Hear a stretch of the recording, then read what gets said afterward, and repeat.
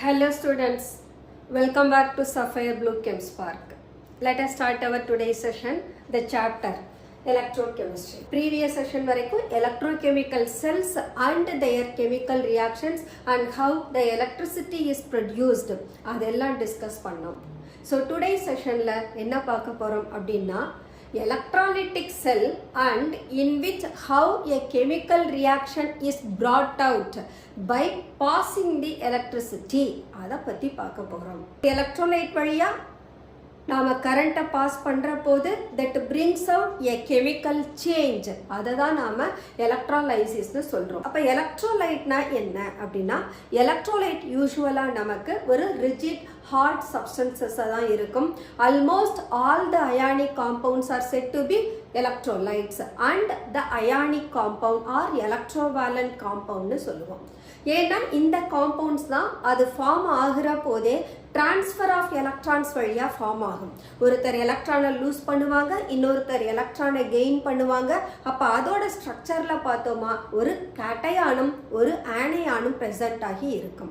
அப்போது அந்த அப்போசிட்லி சார்ஜ்டு அயான்ஸுக்கு இடையில இன்டராக்ஷன் ஸ்ட்ராங்காக இருக்கிறதுனால அந்த சப்ஸ்டன்சஸ் எப்போவுமே ஹார்டாகவும் ரிஜிடாகவும் இருப்பாங்க. அவங்க மெல்டிங் பாயிண்ட்டும் ஹையாக இருக்கும்னு படிச்சிருக்கோம்.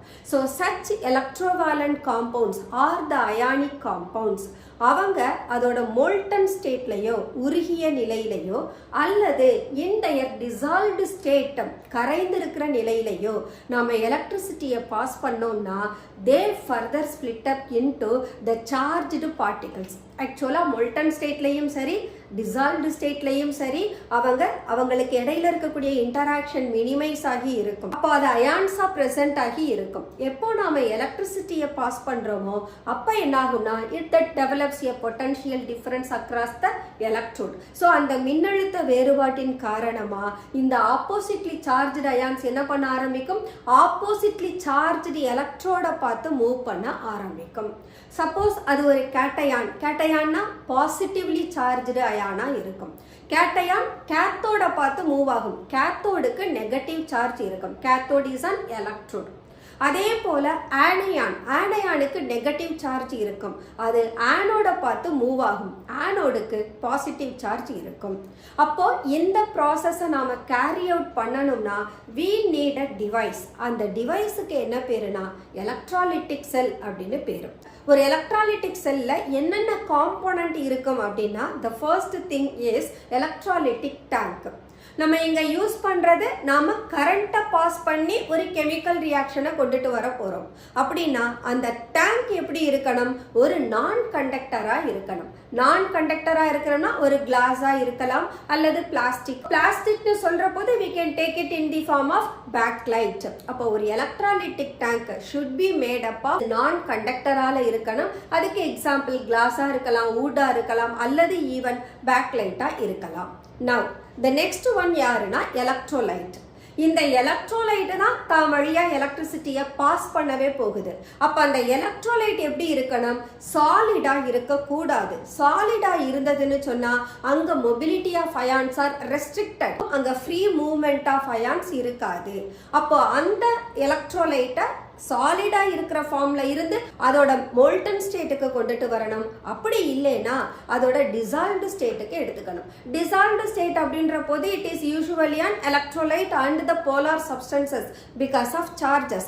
அப்ப அது ஒரு போலார் சால்வெண்ட்ல தான் டிசால்வ் ஆகும். சே வாட்டர். அப்போ வாட்டர்ல டிசால்வ் பண்ணி எலக்ட்ரோலைட்டா எடுத்துக்கணும். அப்படி நம்ம சப்போஸ் நான் மோல்டன் ஸ்டேட் இல்லாம நான் வாட்டர்ல டிசால்வ் பண்ணி ஒரு சொல்யூஷனா எடுக்கிறேன் அப்படின்னா அங்க அந்த சப்ஸ்டன்ஸ் ஹைட்ரலைஸ் ஆகிடக்கூடாது.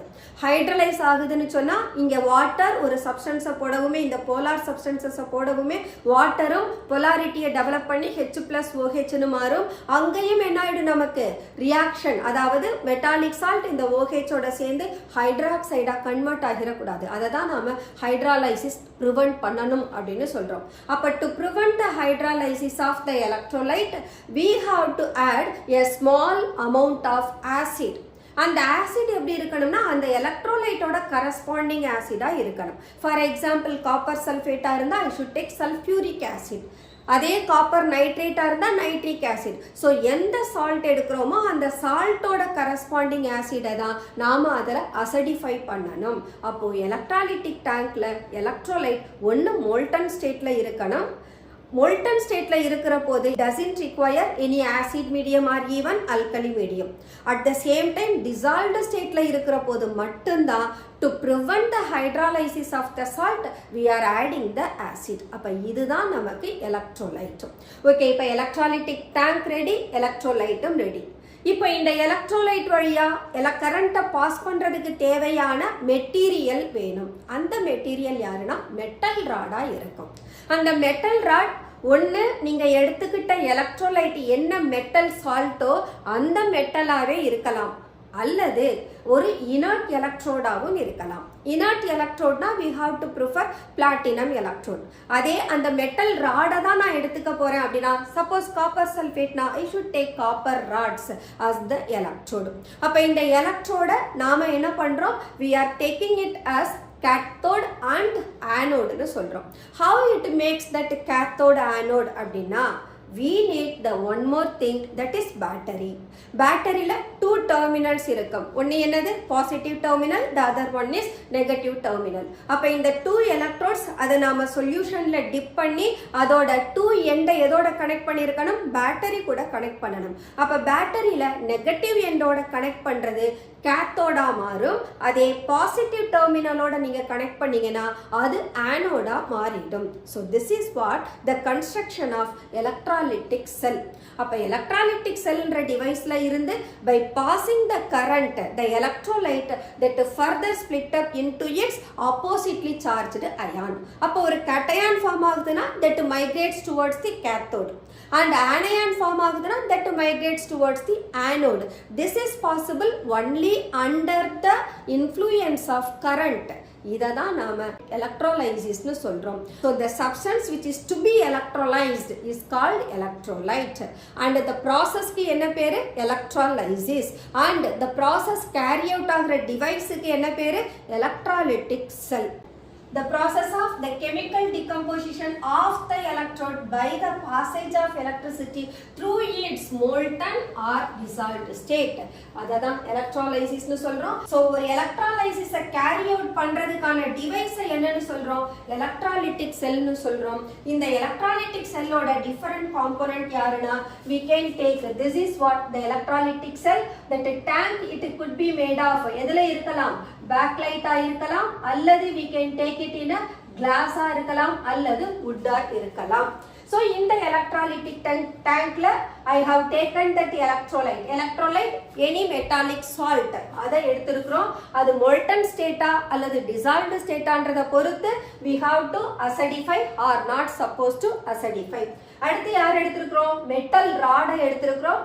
இந்த மெட்டல் ராட் எலக்ட்ரோடா பிஹேவ் பண்ணும். அது இனர்ட் எலக்ட்ரோடாவும் இருக்கலாம், அல்லது என்ன சால்ட் எடுத்தோமோ அந்த சால்ட்டோட மெட்டல் ஃபார்ம்ல இருக்கிற எலக்ட்ரோடாவும் இருக்கலாம். இப்போ இந்த எலக்ட்ரோட அவுட்டர் சோர்ஸ் ஒரு பேட்டரியோட நான் கனெக்ட் பண்றேன். That is what the source of electricity. இந்த பேட்டரி கூட பிளஸ் டெர்மினலோட கனெக்ட் ஆகி இருக்கிற எலக்ட்ரோட ஆனோடுன்னு சொல்றோம், அண்ட் மைனஸ் டெர்மினலோட கனெக்ட் ஆகி இருக்கிற எலக்ட்ரோட கேத்தோடுன்னு சொல்றோம். அப்போ ஆனோடுக்கு பாசிட்டிவ் சார்ஜும் கேத்தோடுக்கு நெகட்டிவ் சார்ஜும் வந்துடும். So இப்போ when we apply the electricity that it develops the potential difference. அதனால இங்க ஆக்சுவலா இந்த அயான்ஸ் ஃப்ரீயா மூவ் ஆகிக்கிட்டு இருக்கும். ஏன்னு கேட்டா that has lost its inter-ionic interaction. N molten stateலயோ அதோட dissolved stateலயோ இருக்கிற போது ions they become free to move about. அப்போ ஃப்ரீயா மூவ் ஆகிட்டு இருக்க ions under the influence of that potential difference என்ன ஆரம்பிக்கும், they start migrating towards the oppositely charged electrode. அப்போ anion, that is the negatively charged ion, positively charged electrode பார்த்து move ஆகுது, and positively charged ion negatively charged electrode பார்த்து move ஆகுது. As a result of this we are getting the substances or we are getting the product. இததான் நாம எலக்ட்ரோலைசிஸ்னு சொல்றோம். So இதுல என்ன mechanism நடக்கும் அப்படின்னா, let us take a sample AXBY அப்படின்ற சால்ட்டை எடுத்துருக்கிறோம். இங்க x y அப்படின்றது எல்லாமே அவங்களோட வேலன்சியை மீன் பண்ணும். yன்றது a யோட வேலன்சி, xன்றது b யோட வேலன்சி. ஆக்சுவலா இந்த ரியாக்ஷன்ல கேட்டயான்ஸ் அயனியான்ஸ் தான் இருக்காங்க. அவங்க அந்த எலக்ட்ரோட்ல போய் டெபாசிட் ஆற போது என்ன நடக்கும்னா ரிடாக்ஸ் ரியாக்ஷன்ஸ் தான் ஒன்ஸ் அகைன் கேரி அவுட் ஆகும். அப்போ நான் இந்த அயான் ஸ்பிளிட் ஆகுற போது x times of a y plus form ஆகுது அண்ட் y times of b x minus form ஆகுது.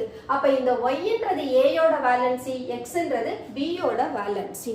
எத்தனை டைம் பிரசன்ட் ஆகி இருக்காங்கன்ற அந்த xy அது கோஎஃபிஷியன்ட்டா மாறிடும். ஓகே, இப்போ என்கிட்ட ax by ன்ற சால்ட் டிசால்வ்டு ஸ்டேட்லயோ மோல்டன் ஸ்டேட்லயோ இருக்கிற போது அது என்னவா எனக்கு மாறி இருக்கு, சார்ஜ்டு பார்ட்டிகிள்ஸா மாறி இருக்கு. அந்த சார்ஜ்டு பார்ட்டிகிள்ஸை நான் என்னன்னு சொல்றேன், அயான்ஸ்னு சொல்றேன். அதுல பாசிட்டிவ்லி சார்ஜ்டு அயானை என்ன பேர்ல சொல்லணும், கேட்டயான்னு சொல்லணும். நெகட்டிவ்லி சார்ஜ்டு அயானை என்னன்னு சொல்றோம், ஆனயான்னு சொல்றோம். ஓகே, இப்போ when I pass the electricity என்ன ஆகும், இந்த அயான் அந்த அப்ளைடு பொட்டன்ஷியல் டிஃபரன்ஸுக்கு ரெஸ்பாண்ட் பண்ணும். ரெஸ்பாண்ட் பண்ணவும் they start migrate towards the oppositely charged electrode. அப்ப என்ன சொல்றோம், கேட்டயான் கேத்தோடுக்கு போகுது. அப்ப the reaction is carried out at the cathode. அங்க கேத்தோடுக்கு என்ன சார்ஜ் இருக்கும், நெகட்டிவ் சார்ஜ் இருக்கும். சோ என்கிட்ட யார் இருக்காங்க கேட்டயானா x of ay plus இருக்கு. So I have taken that x of ay plus that requires x number of y electron. ஏனா இது y number of electron lose பண்ணிருக்கு. அந்த y number of electron இது கெயின் பண்ணனும். at the same time எத்தனை time gain பண்ணனும், x time gain பண்ணனும். அப்ப x number of y plus electron அது கெயின் பண்ணுது. so x number of y electron gain பண்ணி that is reduced to x times of a னு reduce ஆகுது. அப்ப இங்க எலக்ட்ரான் கெயின் ஆகுது. கெயின் ஆனா என்னன்னு சொல்லுவோம், ரிடக்ஷன் னு சொல்லுவோம். அப்ப கேத்தோடுல என்ன process நடக்குதுன்னா gain of electron. அடுத்தது ஆனோட்ல ரியாக்ஷன் நடக்கணும். ஆனோட்ல எனக்கு யார் இருக்காங்க, y times bx minus இருக்கு. அப்ப இது மைனஸ் சார்ஜ், எலக்ட்ரானை என்ன பண்ணணும், லூஸ் பண்ணணும். Because it has excess electron, x times அது நெகட்டிவ் எலக்ட்ரானை வச்சிருக்கு. அப்போ தட் ஆனோட், ஆனோடுக்கு என்ன சார்ஜ், பாசிட்டிவ்லி சார்ஜ்டு ஒன். அங்க y times of bx minus என்ன பண்ணும்னா y டைம் x எலக்ட்ரானை கொடுக்கும் and it is oxidized to yb. அப்போ இது reduced form and this one is oxidized form. அப்ப என்ன சொல்லலாம், ஆனோட்ல ஆக்சிடேஷன் நடக்குது. that means a loss of electron. okay, so இங்க இது லூஸ் பண்ண electron y times of x electron, இங்க இவங்க கெயின் பண்ற electron x times of y electron. அப்படினா என்ன, the transfer of electron எப்பவுமே எப்படி இருக்கணும், ஈக்குவலா இருக்கணும். அதாவது number of electron gained should always be equal to number of electrons lost. அதுதான் நமக்கு stoichiometrically balanced equation இருக்கும். இதுதான் mechanism of electrolysis. இப்போ இந்த கான்செப்டை எக்ஸ்பிளைன் பண்றதுக்கு we can take a specific example. See, we have taken alumina. அலுமினான்றது Al2O3. இதை நான் என்ன பண்றேன், அக்வஸ் ஸ்டேட்ல எடுக்கிறேன். இதனுடைய மோல்டன் ஸ்டேட் என்ன ஃபார்ம்ல இருக்கு, லிக்விட் ஸ்டேட்ல இருக்கு. லிக்விட் ஸ்டேட்ல இருக்கிறப்போ அது அலுமினியம் அயானாவும் ஆக்சைடு அயானாவும் பிரசன்ட் ஆகி இருக்கு. இப்போ இத நான் ஒரு எலக்ட்ரோலைசிஸ் பண்ற போது aluminium it has to receive 6 electron because எத்தனை டைம் அலுமினியம் இருக்கு, 2 times Al3+ இருக்கு. அதாவது 3ன்றது அலுமினியமோட வேலன்சி, பட் எத்தனை டைம் அலுமினியம் அதோட சப்ஸ்டன்ஸ்ல இருக்கு, 2 times இருக்கு. so it becomes 2Al3+. and oxygen எத்தனை டைம்ஸ் இருக்கு, 3 times. அப்ப 3 times of oxygen, இந்த ஆக்சிஜனோட வேலன்சி என்ன, 2. அப்ப 3O 2- னு இருக்கு. now aluminium cathode போகணும். so எத்தனை எலக்ட்ரான் இதுக்கு required, that means 2 into 3, that is equal to 6 electron. அப்போ aluminium that gains 6 electron and it is reduced to aluminium. so அதே ஆனோடுக்கு போனோம்னா I have 3 times oxygen 2-. அப்போ ஒரு ஆக்சிஜனுக்கு 2-. எத்தனை ஆக்சிஜன் I have, 3 oxygen. அப்ப 3 2s are 6. அப்ப இந்த oxygen 6 electron lose பண்ணி oxidize ஆகுது. அப்ப 3 times but oxygen எனக்கு diatomic. அதனால நான் என்ன பண்றேன் oxygen 3/2 ஆல மல்டிப்ளை பண்றேன். அப்ப 3/2 of 2. அந்த 3/2 அதோட அட்டாமிசிட்டியோட மல்டிப்ளை பண்றப்ப எனக்கு எத்தனை ஆக்சிஜன் கிடைச்சிரும்? 3 ஆக்சிஜன் கிடைச்சிரும். இங்க பாருங்க, the number of electron gained by aluminum is equal to the number of electron lost by the oxygen. அந்த கான்செப்டை தான் இங்க நாம எக்ஸ்பிளைன் பண்றோம். Now this equation is said to be stoichiometrically balanced equation. So இந்த reaction cathode ல that means reduction takes place and anode ல oxidation takes place. Okay, this is what the mechanism of electrolysis. The next one, quantitative aspect of electrolysis. Quantitative means we are passing the electricity. Appo some amount of substance is liberated at the electrode. Appo mass of substance liberated at the electrode adukkum எவ்வளோ quantity of electricity pass பண்ணுறோம் அவங்க ரெண்டு பேருக்கும் இடையில இருக்கிற ரிலேஷன்ஷிப்பை தான் நம்ம என்னென்னு சொல்கிறோம்? குவான்டிடேட்டிவ் ஆஸ்பெக்ட் ஆஃப் எலக்ட்ராலைசிஸ்னு சொல்கிறோம். For example, let us take electrolysis of copper sulphate. இங்க காப்பர் சல்ஃபேட் அது எப்படி எனக்கு ஸ்பிளிட் ஆகி இருக்கும்? CuSO4 that is split up into Cu2 plus ion and SO4 2 minus ion. Copper 2 plus ion ஆகும், sulphate ion ஆகும் present ஆகி இருக்கும். இங்க எனக்கு காப்பர் இஸ் த கேட்டையான். அது எங்க லிபரேட் ஆகணும்? கேத்தோடுல லிபரேட் ஆகணும். ஆக்சுவலா கேத்தோட்ல என்ன ப்ராசஸ் நடக்கும்? ரிடக்ஷன். தட் மீன்ஸ் இந்த காப்பர் 2 பிளஸ் எலக்ட்ரானை ரிசீவ் பண்ணணும், கெயின் பண்ணணும். அப்போ at the cathode the copper 2 plus ion has to receive the 2 electron to reduce to copper metal. So இங்க copper why it requires 2 electron அப்படினா காப்பரோட charge 2 plus அந்த 2 plus cancel பண்ற அளவுக்கு negative charges கொடுக்கணும். அதை தான் நாம ரிடக்ஷன் சொல்றோம்.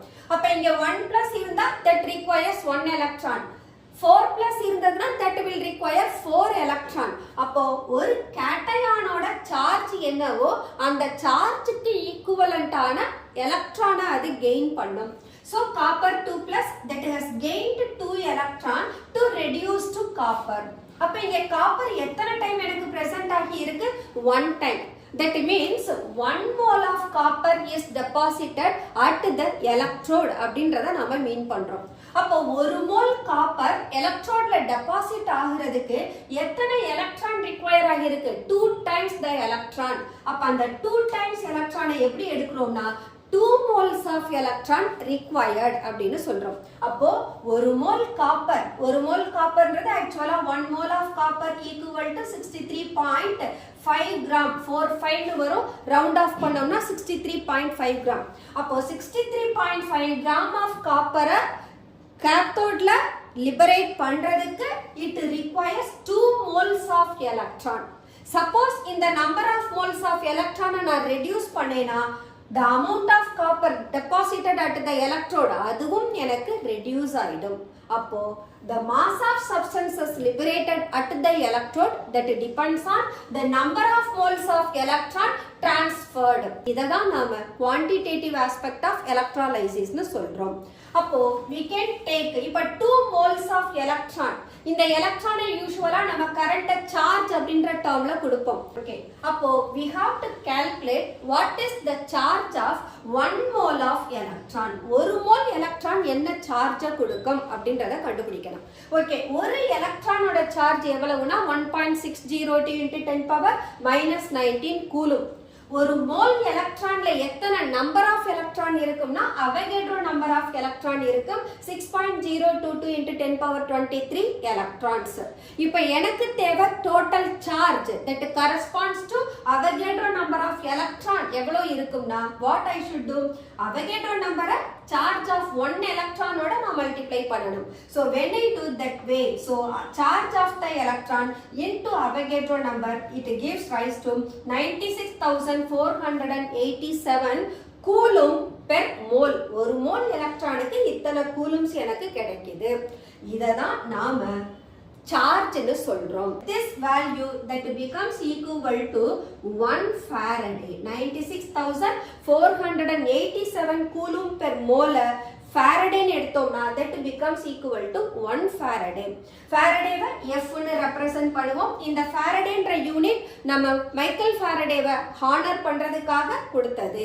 ஏன்னா Michael Faraday only the first person who proposed that quantitative relationship between the amount of electricity passed and the amount of substances liberated at the electrode. So அவர் honour பண்றதுக்காக தான் இந்த 96,487 coulomb per mole this unit is replaced by Faraday.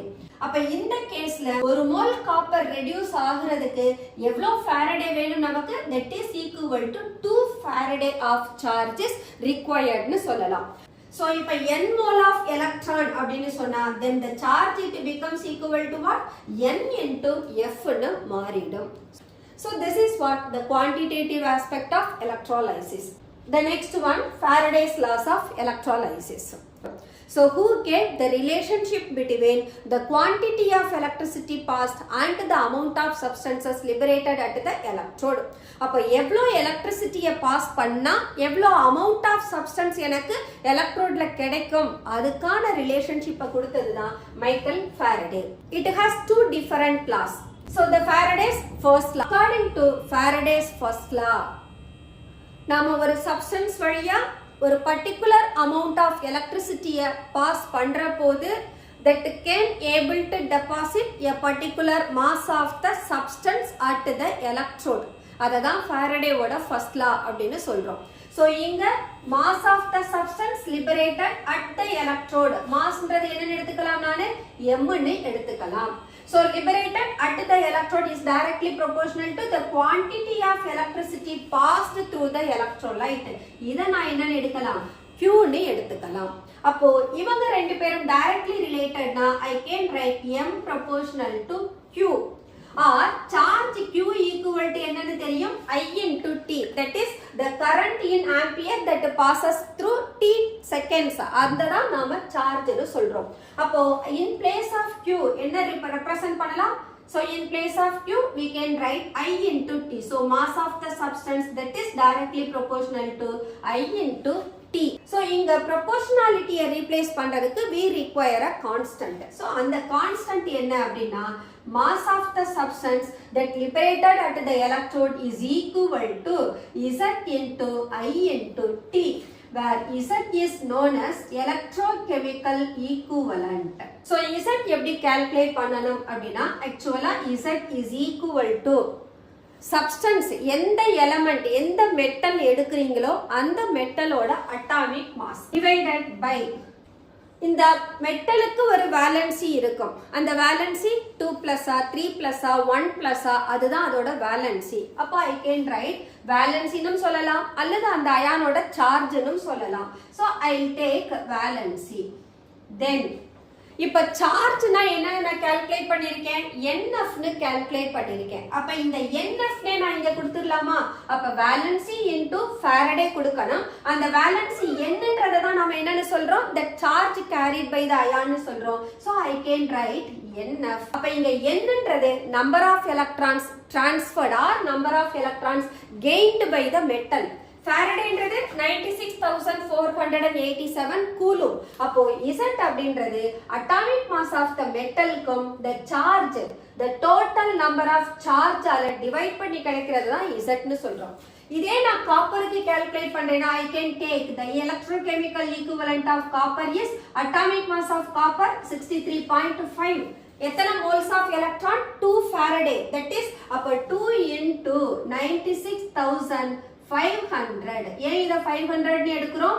487 அதனுடைய nearest 100 க்கு மாத்துறதுனால we are taking 2 into 96,500 னு எடுக்கிறோம். So this is the way how to get the electrochemical equivalent for the given metal. இங்க நான் copper எடுத்துக்கிறதுனால I have taken 2 into 96,500. Suppose இங்க கேட்டையானுக்கு 3 இருந்ததுன்னு சொன்னா then the 2 will be replaced by 3. இதுதான் electrochemical equivalent. அப்போ M equal to ZIT where I is current in ampere and T எப்பவுமே செகண்ட்ஸ்ல தான் எடுத்துக்கணும், time in seconds, and M ன்றது mass of the substance, அதை கிராம்ல எடுத்துக்கணும். This is what Faraday's first law. The next one Faraday's second law. So second lawல என்ன சொல்றோம்னா, first லால ஒரே ஒரு எலக்ட்ரோலைட் எடுத்துக்கிட்டோம், அது வழியா எலக்ட்ரிசிட்டியை பாஸ் பண்ணோம். அப்ப அந்த பர்டிகுலர் எலக்ட்ரோலைட் எலக்ட்ரோட்ல டெபாசிட் ஆகிற மாஸ் அந்த குவான்டிட்டி ஆஃப் எலக்ட்ரிசிட்டிக்கு டைரக்ட்லி ப்ரொபோர்ஷனல்னு சொன்னோம். பட் செகண்ட் லால என்ன சொல்ல போறோம்னா, we are going to take the different electrolytes. அந்த எலக்ட்ரோலைட்ஸை we are connected in series. But அது வழியா பாஸ் ஆகக்கூடிய எலக்ட்ரிசிட்டி சேம் அமௌண்ட் ஆஃப் எலக்ட்ரிசிட்டியா இருக்கணும். அப்போ இப்போ ஒவ்வொரு எலக்ட்ரோட்லயும் டெபாசிட் ஆகக்கூடிய அந்த மாஸ் ஆஃப் த எலமெண்ட் அதனுடைய ஈக்குவலன்ட் மாஸ்க்கு டைரக்ட்லி ப்ரொபோர்ஷனலா இருக்கும். So when same quantity of electricity is passed through the different electrolytes connected in series, then the masses of substances liberated at the electrode is directly proportional to their chemical equivalent masses. For example, let us take silver nitrate, copper sulfate and zinc sulfate. Let these salts be in series. இப்போ according to the law நான் என்ன எழுதணும், mass of silver liberated at the electrode is directly proportional to its equivalent mass. அப்ப என்ன எழுதுவேன், mass of silver directly proportional to equivalent mass of silver னு மாறும். Similarly, இங்க நான் proportionality எடுக்கணும்னா I can take mass of silver is equal to constant into equivalent mass of silver அப்படின்னு மாறிடும். இப்போ நான் கான்ஸ்டன்ட்டை மட்டும் எடுத்துக்கிறேன் அப்படின்னா then constant is equal to mass of silver divided by equivalent mass of silver னு கிடைக்கும். ஸோ இதே போல காப்பர் சல்ஃபேட், ஜிங்க் சல்ஃபேட் எல்லாருக்கும் எழுதணும்னா we can take the constant is equal to constant equal to mass of copper divided by equivalent mass of copper. Similarly, constant equal to mass of zinc divided by equivalent mass of zinc. So, in the three relations la irundhe we can find the LHS is equal. எல்லாருமே கான்ஸ்டன்ட்டா, அப்ப என்ன பண்ணலாம், we can equate that the rest of the part. அப்ப எனக்கு என்ன வரும், mass of silver divided by equivalent mass of silver is equal to mass of copper divided by equivalent mass of copper equal to mass of zinc divided by equivalent mass of zinc. Okay, இங்க electrochemical equivalent எப்படி calculate பண்ணணும்னு சொன்னோம். equivalent mass of the metal எப்படி calculate பண்ணணும்னா, equivalent mass of the metal is given by atomic mass divided by valency. valency ன்றது the charge carried by the ion. so எந்த எலிமெண்டா இருந்தாலும் சரி அதோட atomic mass valency ஆல டிவைட் பண்ணோம்னா then the mass is said to be equivalent mass. அப்ப காப்பரோட equivalent mass என்னவா இருக்கும், 63.5 டிவைடட் பை அதோட வேலன்சி என்ன 2. அப்ப 63.5 divided by 2 that becomes equivalent mass of copper. அதே போல சில்வர் எடுத்தீங்கன்னா சில்வருக்கு 108, அதோட வேலன்சி 1. அப்போ வேலன்சி 1 இருந்ததுன்னு சொன்னா அந்த எலிமெண்டோட அட்டாமிக் மாஸ் அதோட ஈக்குவலன்ட் மாஸ்க்கு ஈக்குவலா இருக்கும். if at all the valency is 1, அப்போ அவங்களுக்கு the atomic mass becomes equal to equivalent mass. That's all Faraday's second law. The next one, product of electrolysis. ஒரு எலக்ட்ரோலைட்டை எலக்ட்ரோலைஸ் பண்ற போது we are getting that cations and anions. so இங்க suppose என்னுடைய electrolyte aqueous ஃபார்ம்ல இருந்ததுன்னா அங்க எலக்ட்ரோலைட் அதனுடைய cation ஆனயானை produce பண்ணும். தென் த வாட்டர் அதுவும் H plus OH minus produce பண்ணும். அப்ப அந்த aqueous சொல்யூஷன்ல we will have the two different cations and two different anions. அப்போ இந்த cationஸுக்கும் anionsுக்கும் இடையில there will be a competition. so which of the cation will liberate at cathode and which of the anion will liberate at anode, இந்த competition வந்துரும். இதே நம்ம electrolyte அதோட molten ஃபார்ம்ல எடுத்திருந்தோம் அப்படின்னா அங்க வாட்டர்ன்றது இருக்காது. அப்போ அந்த மோல்டன் ஃபார்ம்ல இருக்கிற சால்ட் அதோட கேட்டையானாவும் ஆனையானாவும் மட்டும்தான் ஸ்பிளிட் ஆகும். அப்போ நமக்கு அந்த காம்படிஷன்றது இருக்காது. ஸோ கேட்டையான் கேத்தோடுக்கு போயிடும், ஆனையான் ஆனோட்ல போய் லிபரேட் ஆகிடும். ஸோ இப்போ நம்மளோட எய்ம் என்ன அப்படின்னா, இந்த ப்ராடக்ட் ஆஃப் எலக்ட்ரோலைசிஸ், ஒரு எலக்ட்ரோலைட்டை எலக்ட்ரோலைசிஸ் பண்ற போது எலக்ட்ரோட்ல லிபரேட் ஆகிற ப்ராடக்ட் யாரெல்லாம் டிபெண்ட் பண்ணும் அப்படின்னா, first thing nature of the material. Nature of the material அப்படின்ற போது we have to consider their reduction potential. So reduction பொட்டன்ஷியலோட குவான்டிட்டி அந்த வேல்யூவை பேஸ் பண்ணி தான் எந்த சப்ஸ்டன்ஸ், சப்போஸ் ஒரு காம்படிஷன் இருந்ததுன்னா கேட்டையான் எந்த கேட்டையான் கேத்தோடுக்கு போகணும், எந்த ஆனையான் ஆனோடுக்கு போகணும்ன்றத எலக்ட்ரோட் பொட்டன்ஷியல் தான் டிட்டர்மைன் பண்ணும். அதே அடுத்த பாயிண்ட் பார்த்தீங்கன்னு சொன்னா we can consider their type of electrode. ஏன்னா நமக்கு எலக்ட்ராலிட்டிக் செல்ல we are depending on the electrode. அந்த எலக்ட்ரோட ஆக்டிவ் எலக்ட்ரோடா இனர்ட் எலக்ட்ரோடா அதை பேஸ் பண்ணியும் ப்ராடக்ட் மாறும். சப்போஸ் ஆக்டிவ் எலக்ட்ரோட் அப்படின்னா என்ன அர்த்தம், எந்த மெட்டாலிக் சால்ட்டோ அந்த கரஸ்பாண்டிங் மெட்டலை தான் நான் கேத்தோடாவும் ஆனோடாவும் எடுத்திருப்பேன். மோஸ்ட்லி நாம எலக்ட்ராலிட்டிக் ரிஃபைனிங்ல பார்த்துருக்கோம். எலக்ட்ராலிட்டிக் ரிஃபைனிங்கிறது த பியூரிஃபிகேஷன் ஆஃப் மெட்டல். அங்க இம்பியூர் மெட்டலை ஆனோடா எடுத்துப்போம், பியூர் மெட்டலை கேத்தோடா எடுத்துப்போம், அந்த மெட்டாலிக் சால்ட்டை எலக்ட்ரோலைட்டா எடுத்துப்போம். ஒன்ஸ் அகைன் காப்பர் சல்ஃபேட்டே எடுத்துக்கலாம். பியூர் காப்பர் மெட்டல் கேத்தோடா இருக்கும், இம்பியூர் காப்பர் மெட்டல் ஆனோடா இருக்கும், காப்பர் சல்ஃபேட் சல்ஃபியூரிக் ஆசிட் எலக்ட்ரோலைட்டா இருக்கும். இப்போ எனக்கு இந்த இரண்டு காப்பர் மெட்டலுமே ஆக்டிவா இருப்பாங்க. ஏன்னா ஆனோட் எலக்ட்ரோலைட்ல டிசால்வ் ஆகி அதுல இருந்து வர காப்பர் அயான் கேத்தோடுல போய் காப்பரா டெபாசிட் ஆகும். இது நாம எலக்ட்ராலிட்டிக் ரிஃபைனிங்ல படிச்சிருக்கோம். இங்க தான் இந்த electrode is set to be active. ஏன்னா எலக்ட்ரோட் ரியாக்ஷன்ல இன்வால்வ் ஆகுது. அந்த ப்ராசஸ்ல பார்த்தோம்னா ஆனோடு கொஞ்சம் கொஞ்சமா அதோட சைஸ் டிக்ரீஸ் ஆகிட்டே வரும், கேத்தோடு என்ன ஆகிட்டே போகும், சைஸ்ல இன்க்ரீஸ் ஆகிட்டே போகும் due to the deposition of copper over the cathode. அந்த கேசஸ்ல இருக்கக்கூடிய எலக்ட்ரோட நாம ஆக்டிவ் எலக்ட்ரோட்ஸ்னு சொல்றோம். அதே இனர்ட் எலக்ட்ரோட் எடுத்தோம் அப்படின்னா தென் இந்த மெட்டல் கேட்டையான், ரெண்டு கேட்டையான் இருந்ததுன்னா அதுல ஒருத்தர் they prefer to the electrode கேத்தோடுக்கு போவாங்க. ஆனையான் வர்ற போது அங்க வாட்டருக்கும் அந்த ஆனையானோட எலக்ட்ரோட் பொட்டன்ஷியலுக்கும் காம்படிஷன் இருக்கும். அப்போ வாட்டர் போகணுமா அல்லது ஆனையான் போகணுமான்றத எலக்ட்ரோட் பொட்டன்ஷியல் தான் டிட்டர்மைன் பண்ணும். அது எந்த கேசஸ்ல இனர்ட் எலக்ட்ரோட் நாம எடுத்திருந்தோம்னா. The next point என்ன அப்படின்னா kinetic barrier and over voltage. All the electrochemical reactions feasible. Feasible na del G value negative la இருக்கணும். del G ன்றதை என்னன்னு சொல்லியிருக்கோம், minus NF E0 செல்னு சொல்லியிருக்கோம். இந்த E0 செல் என்னவா இருக்கணும், பாசிட்டிவா இருக்கணும், del G நெகட்டிவா இருக்கணும். இந்த மாதிரி கண்டிஷன்ல இருக்கிற ரியாக்ஷன்ஸ் தான் எலக்ட்ரோகெமிக்கல் ரியாக்ஷன்ஸ் feasible reaction சொல்றோம், spontaneous reaction சொல்றோம். ஸோ அந்த ரியாக்ஷன் தெர்மோடைனமிக்கலி ஃபீசிபிளா இருக்கலாம், பட் கைனட்டிக்கலி ஸ்லோவா இருக்கும். ஃபார் எக்ஸாம்பிள், இப்போ அந்த அயான் கைனட்டிக்கலி ஸ்லோ அப்படின்னு சொன்னா அது எலக்ட்ரோட் மேல டெபாசிட் ஆறதுக்கு முன்னால that find some electrical resistance. அந்த எலக்ட்ரிக்கல் ரெசிஸ்டன்ஸ் எதனால வருதுன்னா அதனுடைய லோயர் வோல்டேஜ்னால வருது. அந்த எலக்ட்ரோட் பொட்டன்ஷியல் லோவா இருந்ததுன்னு சொன்னா that is unable to deposit at the electrode. அதை தான் நாம லோ வோல்டேஜ்னு சொல்றோம். அந்த லோ வோல்டேஜ்ல அந்த அயான் கைனட்டிக்கலி ஸ்லோவா இருப்பாங்க. அப்ப இதை நான் டெபாசிட் பண்ண வைக்கணும் அப்படின்னா I have to provide extra potential. In addition to their low voltage I have to give additional potential.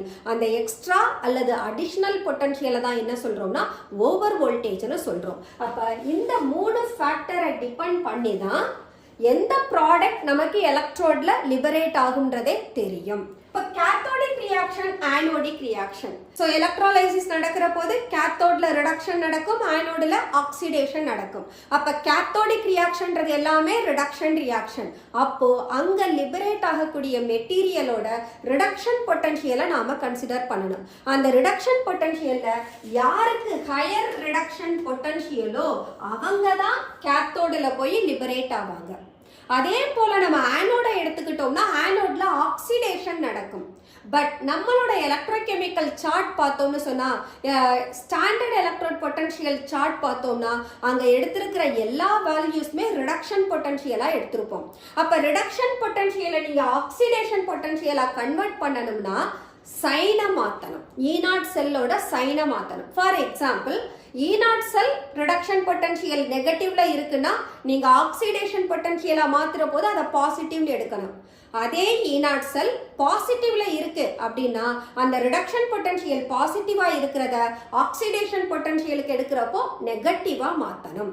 இல்லையா நாம ரிடக்ஷன் பொட்டன்ஷியலாவே கன்சிடர் பண்ணிட்டு அங்க நான் இங்க ஹையர் ஆக்சிடேஷன் பொட்டன்ஷியல்னு கொடுத்திருக்கேன், இதையே நீங்க ரிடக்ஷன் பொட்டன்ஷியலா எடுத்துட்டீங்கன்னா லோயர் ரிடக்ஷன் பொட்டன்ஷியல்னு ப்ரிஃபர் பண்ணிக்கலாம். இது நமக்கு ஆனோடிக் ரியாக்ஷன். அப்ப ஆக்சிடேஷன் பொட்டன்ஷியல்னு எடுத்தாதான் I should take higher oxidation potential.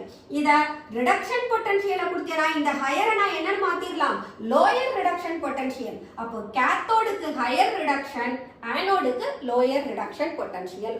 அப்போ அந்த எலக்ட்ரோட் பொட்டன்ஷியல் வேல்யூவை டிபெண்ட் பண்ணி தான் கேத்தோடுலையும் ஆனோடுலையும் எந்த மெட்டீரியல் லிபரேட் ஆகுன்றத தெரிஞ்சுக்கலாம்.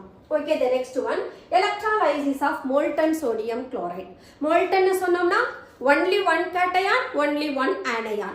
அப்ப கேட்டயான் கேத்தோடுக்கு போகும், ஆனயான் ஆனோடுக்கு போகும். அங்க நோ காம்படிஷன் அட் ஆல். அப்போ ரிடக்ஷன் ரியாக்ஷன் கேத்தோட்ல நடக்குது, ஆக்சிடேஷன் ரியாக்ஷன் ஆனோட்ல நடக்குது. சோ கேத்தோடுல எனக்கு சோடியம் மெட்டல் லிபரேட் ஆகும், ஆனோடுல குளோரின் கேஸ் லிபரேட் ஆயிடும். இது சோடியம் குளோரைட் மோல்டனா இருந்தா. சப்போஸ் நான் சோடியம் குளோரைடை அக்வஸ் ஃபார்ம்ல எடுத்திருக்கேன், அப்ப என்ன சொன்னேன் நானு, வாட்டரும் சேர்ந்து அதனுடைய அயனைஸ்டு ஃபார்மை கொடுக்கும். அப்போ சோடியம் குளோரைடை நான் வாட்டர்ல எடுக்கிறப்போ சோடியம் குளோரைடு ஸ்பிளிட் ஆகி cation and anion, water split ஆகி H+OH- இந்த மாதிரி இருக்கும். இப்போ ஆக்வஸ்னு சொன்னா யூசுவலா வாட்டர் கண்டென்ட் என்னவா இருக்கும், நமக்கு அதிகமா இருக்கும். அப்ப நம்ம அதை வாட்டராவே கன்சிடர் பண்ணிக்கலாம்.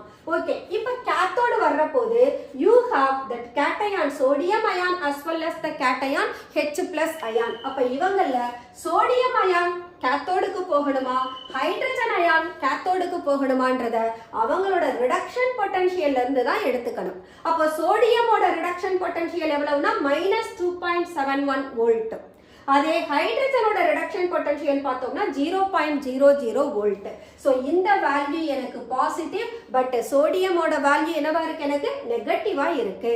ஸோ நம்மளை பொறுத்த வரைக்கும் கேத்தோட் ரியாக்ஷன்ல ஹையர் ரிடக்ஷன் பொட்டன்ஷியல் தான் ப்ரிஃபரபிள். அப்போ the reduction potential of hydrogen is greater than the sodium ion. அப்போ யார் லிபரேட் ஆவாங்க, the hydrogen it gets liberated at the cathode since its electrode potential that is the reduction potential is greater than sodium. So இதுதான் இங்க கொடுத்துருக்கோம். So E0 of H+ to H2 is greater than Na+ to Na and hence hydrogen is preferred and reduced to hydrogen. இப்போ ஆனோட எடுத்துக்கணும். ஆனோட்ல யார் இருக்காங்க, chloride ion. இன்னொருத்தர் யாரு, ஆக்சுவலா OH. நம்ம OH கன்சிடர் பண்ண மாட்டோம். ஆக்வஸ்னா the solvent is water, நாம வாட்டராவே எடுத்துக்கிறோம். அப்ப குளோரின், சோ குளோரைடோட ரிடக்ஷன் பொட்டன்ஷியல் எடுத்தீங்கன்னா that is 1.36 வோல்ட். இதே ரிடக்ஷன் பொட்டன்ஷியலை நீங்க ஆக்சிடேஷன் பொட்டன்ஷியலா மாத்தணும்னா சைனை மாத்தணும்னு சொன்னா அப்ப இந்த பாசிட்டிவ் வேல்யூ என்னவா மாறிடும், எனக்கு நெகட்டிவ் வேல்யூவா மாறிடும். இது உங்களோட விஷ்.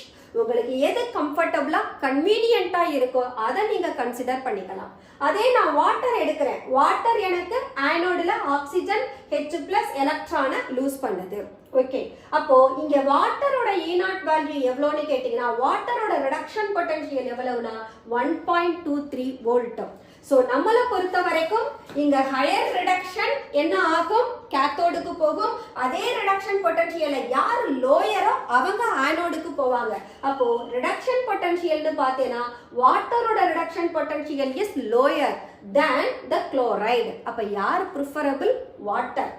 பட் வாட்டர் அதனுடைய வோல்டேஜ் 1.23 இது கைனட்டிக்கலி ஸ்லோவா இருக்கும். அப்ப அங்க ஒரு எலக்ட்ரிக்கல் ரெசிஸ்டன்ஸ் ப்ரொடியூஸ் ஆகும். அதனால வாட்டரால என்ன பண்ண முடியாது, ஆனோட்ல லிபரேட் ஆக முடியாது. இந்த வாட்டரை நான் லிபரேட் பண்ண வைக்கணும்னா நான் என்ன செய்யணும், ஓவர் வோல்டேஜ் கொடுக்கணும். அந்த டைம்ல யாரு ஃபாஸ்டா இருப்பாங்க, ஆக்டிவா இருப்பாங்க, குளோரைடு. அப்ப வாட்டருக்கு பதிலா ஆனோடுல குளோரைடு லிபரேட் ஆயிடும். இந்த கண்டிஷன்ல தான் நாம ப்ராடக்ட் ஆஃப் எலக்ட்ராலைசிஸ் ஆக்சுவலா வாட்டர் போகணும். பட் வாட்டரோட electrode potential is not sufficient to liberate at the electrode because of its low potential. அது low potential இருக்கிறதுனால கைனட்டிக்கலினா என்ன, the rate அது ஃபாஸ்டா மூவ் ஆகாது, ஸ்லோவா நடக்குது அப்படின்ற ப்ராசஸ். அந்த ப்ராசஸ் நமக்கு ஸ்லோ ஆயிடுது. அந்த ப்ராசஸ் ஸ்லோ ஆகிறதுனால யாரு போயிடுறாங்க, குளோரைடு போய் லிபரேட் ஆயிடுது. ஸோ சோடியம் குளோரைட்ல குளோரைடு ஆனோட்ல லிபரேட் ஆகும். Though its reduction potential is higher. ஆனா எதனால இது ஹையர் வேல்யூ போகுது, due to the over potential of water. இந்த ரிடக்ஷன் பொட்டன்ஷியலை விட்டு ஆக்சிடேஷன் பொட்டன்ஷியலுக்கு போனீங்கன்னா what I said, higher oxidation பொட்டன்ஷியல்னு சொன்னேன். இந்த நெகட்டிவ் வேல்யூ, அப்ப நெகட்டிவ்ல இந்த 1.23 தான் நமக்கு ஹையர் வேல்யூ, -1.36 லோயர் வேல்யூவா மாறிடும். அப்ப ஆக்சிடேஷன் பொட்டன்ஷியல்ன்ற போது this -1.23 becomes higher oxidation potential. Anyhow, due to over potential of water, chloride is liberated at the anode. So that's all the electrolysis of aqueous sodium chloride. The next one, electrolysis of concentrated sulfuric acid. இப்போ நாம இங்க எடுத்ததெல்லாம் salt. இந்த சால்ட்டை ஒன்று aqueous ஃபார்ம்லயோ அல்லது அதோட molten ஃபார்ம்லயோ எடுத்துக்கலாம். But ஒரு acid அப்படின்னு எடுக்கிற போது we have the two different form. sulfuric acid டைல்யூட்டாகவும் எடுத்துக்கலாம், கான்சன்ட்ரேட்டடாகவும் எடுத்துக்கலாம். ஸோ ஆசிட் ஸ்பிளிட் ஆகுற போது அங்கே cation is common, H plus ion மட்டும்தான் இருக்கும். அப்போ H plus ion that prefers to go to cathode. இப்போ நமக்கு ரியாக்ஷன் ஆனோடில் யாரு ப்ரிஃபர் ஆகுறாங்கன்றதை தான் நம்ம கன்சிடர் பண்ணணும்.